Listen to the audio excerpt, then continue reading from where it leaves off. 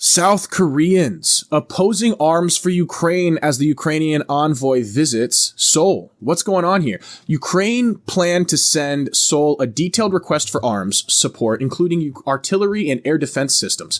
President Volodymyr Zelensky said in an October interview with South Korean broadcaster KBS.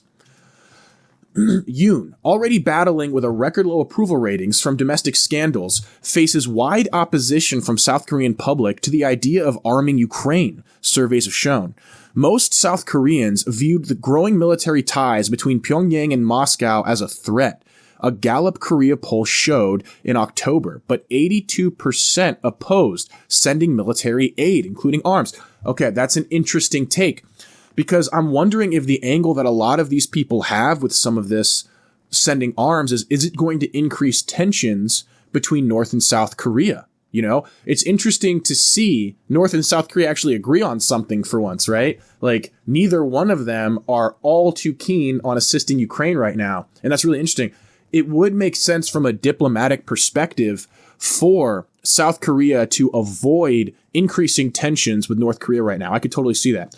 To the South Korean government, there would be fewer benefits for continuing to support military aid when there is little domestic support and the relationship with the U.S. government could deteriorate. I mean, that's true. That's true, especially with the new administration coming in and they're focused on ending the war in Ukraine. Absolutely. And Zelensky right now and this whole new like EU replacement of Western European countries right now that are all saying it doesn't matter if the U.S. supports NATO, we're going to continue to support Ukraine and we're going to start this world war anyway. How reminiscent of World War II is that? Wasn't it the exact same situation in World War II where it was the Axis versus the entire Western Europe with Britain at the head of Western Europe, just like they're talking about now? And they escalated the war until they basically forced the U.S. to join. I mean, that was basically the strategy in World War II. It's so interesting watching on the global front, everybody enter this like world war footing. It's almost like it's a script. And if one player isn't going to follow the script, then everybody else is going to keep this theater going. It's really irritating, to be honest with you. But like, I'm hoping that Trump does not take that as a threat. I'm hoping he takes it as a challenge because I'm going to be honest. I think they're bluffing. I think without U.S. support, this war cannot continue no matter what happens. Not unless these countries like Britain are willing to escalate to the point where they lose a ton of their own population. And if that happens, I'm so serious. I think the U.S. should hold steadfast. This is not a conquest by Russia right now. Russia is not attempting to they never wanted to take Kiev. In fact, the territory that they're holding now is greater than the initial territory than they planned. The whole point is access to the Crimean oil reserves and that port in the Black Sea. So, I mean, if Ukraine could just go back to leasing that out to Russia, there used to be a deal.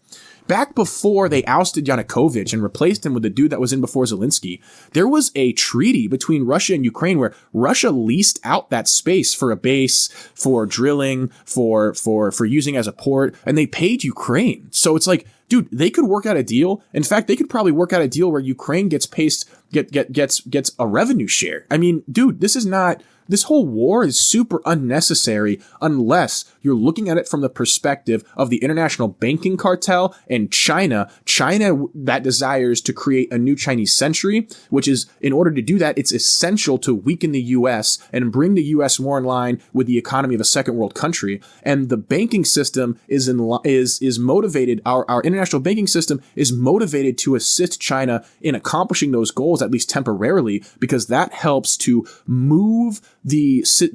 entrench the system of globalism, secure China as that global manufacturing base, and then reduce the U.S.'s influence worldwide, which then by default leaves a power vacuum that the UN can then fill as it starts to replace national sovereignty on the global stage, and we enter a more centralized world political system, right? And so these entities all have shared interests, although it's tense right now because China does not trust the international banking cartel And the international banking cartel knows that China has no desire to stay in its role and stay in its lane. And these mafias that make up the CCP really wish to dominate and control the political space, not just in China, but through a lot of places. China is right now on their own imperial conquest, but they're doing it through trade. And it's the same way that they engaged in institutional capture in our own halls of government. So that's something that we really have to pay attention to. Unlike neighboring Japan, which has also avoided directly arming Kiev, South Korea is one of the world's largest weapons exporters. Whoa. And has inked large, lucrative defense deals with Ukraine's neighbors. Whoa. South Korea is one of the largest weapons They make weapons out there? Damn, dude. I know all my tires come from South Korea. I had no idea that they're making weapons like that. That's wild, dude. South Korea has provided demining vehicles, body armor, and other non-lethal aid for Ukraine. Oh, okay, nice. Yeah, dude, I get that from a moral perspective. Absolutely. And has not ruled out the supply of weapons to Kiev, especially after Seoul and Washington reported the dispatch of thousands of North Korean troops to Russia. Right. No, I get that. But at the same time, if you start doing that, is that an escalation in the Cold War between South Korea and North Korea? Right? Because right now you've got China and Russia in some sort of proxy Cold War in the middle of institutions within the U.S., right? You've got Russia and the U.S. in a proxy Cold War in Ukraine, right? Now, what would you be doing to Korea's position geopolitically with its neighbor North Korea, and then its bigger neighbor that is best friends with North Korea, China, right there? What would you be doing with them? They have a lot to consider right now in terms of entering this war and what they're interested in pushing or promoting. Dude, I absolutely understand why the Korean people right now would be way reserved, right, on joining the U.S. in supporting Ukraine. And then, interestingly enough, at the same time, this is all happening when who's that one dude right now that's trolling the crap out of Koreans and getting his ass beat? I can't remember this one dude, but he's not making America look good out there. You know what I mean? So I don't know if that in the cultural zeitgeist and him, dude, he got his ass beat. He had to apologize for like disrespecting Korea and these like female statues. And he was like, this is just American humor. Americans are just like this. We're not like you, bro. And you're making us look bad. And I'm wondering if that plays a role in this too, man. Seriously, dog. Like this is so interesting, man. At home, the main opposition Democratic Party has criticized the government for not ruling out provisions of weapons aid and urged it to seek parliamentary approval for such decisions. The DP has a majority in parliament after a landslide victory in an April election, but experts say the president can bypass the body and supply lethal weapons to another country. That would not be a good political move. You do not want to bypass a political party that has won the mandate of its people. That is definitely a career-ending move. You make that move if you've got a lot of friends above you, not a lot of friends below you, and you don't plan on being where you're at for very long. That's the only time you make those moves.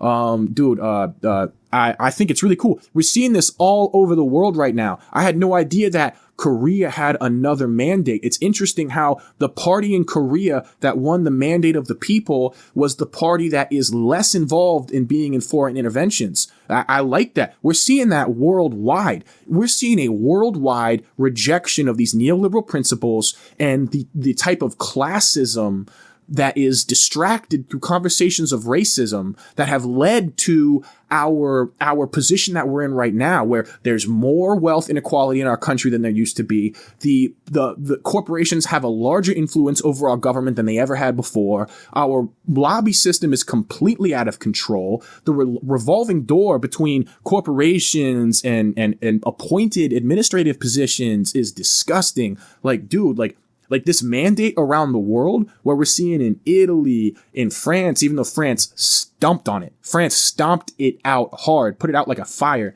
But we're seeing it all over the world, even in Germany right now. Like, dude, and the establishment is trying to denounce it as fascism. I can't say for Germany. I don't know too much about what's going on in Germany, but I know in this country, what we're seeing is a resurgence of classical liberalism. I looked into Italy. What Italy looks like and what Hungary looks like is a resurgence of nationalism and a hint of classical liberal values. Although, you know, Europe doesn't have a history with classical liberalism like we do in this country. Europe is a lot more collectivist and they are a lot more neoliberal in nature than we have ever been. And it, honestly, like this whole shift that these corporations have been pushing us to over the past 100 years have really Europeanized our political system in a lot of ways.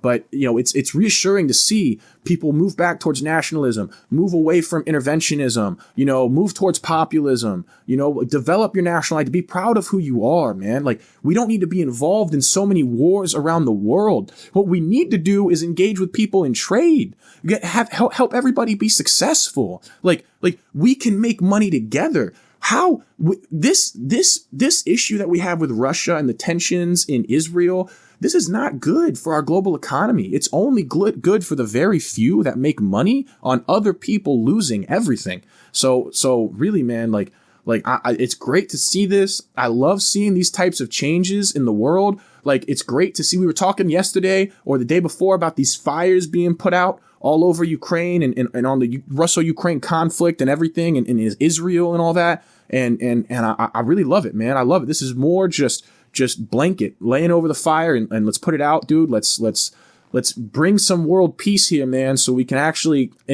increase our innovation as a society and a culture and kind of like have a second enlightenment period, man. That would be amazing. I think that we have an opportunity to be on the verge of a second enlightenment period, one that embraces the principles of critical thinking and one that embraces emotional maturity and emotional discipline, psychological resilience, and nuanced thinking, guys. Anyway, so that's the segment for today. Hey, thank you so much for joining me. A little bit of a short one, but I just thought it was really cool and reassuring to see South Korea kind of resist, giving arms to Ukraine. We've seen so many countries just jump at the opportunity to embrace bombing inside Russia. We see the U.S. supplying missiles to Ukraine to bomb inside Russia, Britain to bomb. Why? The day after Russia said, yo, Britain, if you guys start bombing us, we could nuke your people and destroy your population in 3 bombs. Why the day after was Britain trying to instigate them by sending more missiles over? Dude, our elite are like trying to start something, bro. Like they have lost the mandate of the people. They've lost control. They've lost the control over the public narrative and the cultural zeitgeist. And I think they know it. I think that they have no more answers left. And I think in a lot of ways, this is their last move, bro. I think this whole starting a world war, glassing over the earth, and then going into their bunkers, man, that might be their whole like emergency code red, press the button and get rid of these serfs. I mean, I'm seriously like, at this point, none of the moves that so many of these major players are making on the world stage make any sense at all to me. And they're not even in line with the way these same institutions have managed geopolitics historically. I mean, like, dude, why do we even have the ICC? Why do we even have the UN if this is how we're going to be handling things? Why would we reject over and over again peace treaty offers by Russia? Why are we coming to Ukraine and saying, yo, gut your whole population, screw peace, we don't care if everyone dies, let's go? I heard a politician the other day talking about the damage in Ukraine being an opportunity because in the next few years, it's going to be an economic boom for U.S. businesses. What about the kids, bro? What about the human beings that died? Who are you? Who the fuck are you? What do you, like, this is how they think about us. This is how they think about Gaza. Yo, man, we need to stop giving these people power and we need to stop trusting these people, man. They are weak, sheltered Nepo babies that do not know what reality is like us at all. So guys, you are the ones with the power. You are the ones with the understanding. You are the ones that know. So just work on yourself, develop psychological resilience and emotional maturity, and then you can be there to help your community way better than Gavin Newsom or Newt Gingrich, man. Come on, dude. Screw these people, man. Anyway, hey, thank you so much, guys. I'll see you on the next segment, all right?